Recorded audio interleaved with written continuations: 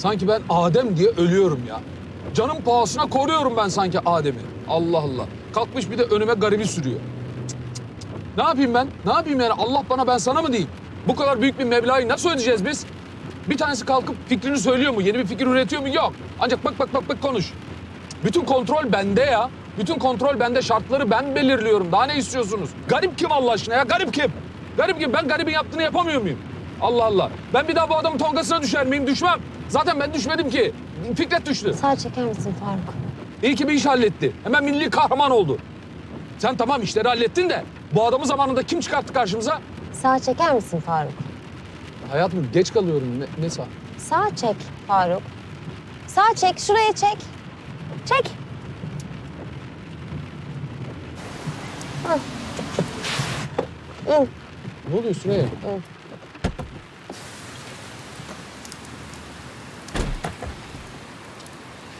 Süreyya ne oluyor Allah aşkına?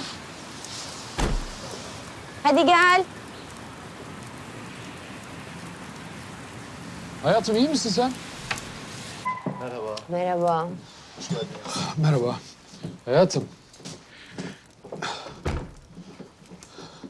Hayatım gerçekten geç kalıyorum. Hatırladın mı burayı? Neyi? Sevgilim, sen beni buraya çok zor bir günde getirmiştin. Sevgililer günüydü. Evet çok sinirliyim ama karımı üzmeye asla değmez demiştin. Hatırladın mı?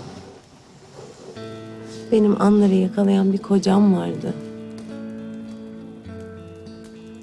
Bak hayatım bu gerçekten de o kadar kolay değil. Hiçbiri kolay değildi. Buraya kadar gelmenin hiçbir aşaması kolay değildi Faruk. Daha düne kadar ne yapacağımız belli değildi. Arazinin ne olacağı belli değildi. Sığıntı gibi başka birinin evinde yaşıyorduk. Şimdi evimiz var. Bursa'ya döndük. Her şey yoluna giriyor. Yavaş yavaş ama giriyor.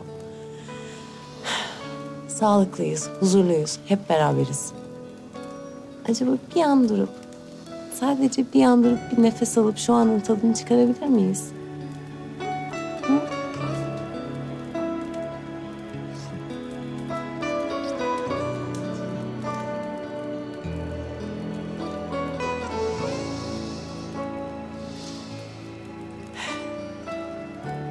Şu anı milas seçelim.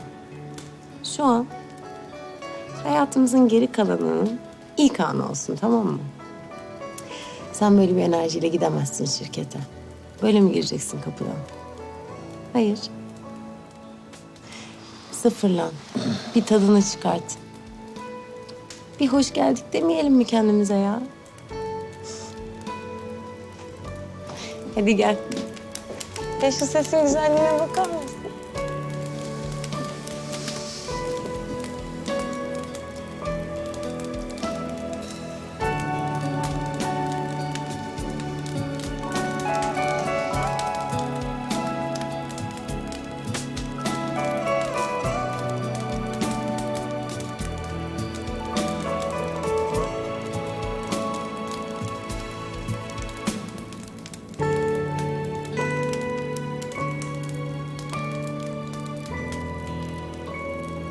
Oh be, huzur.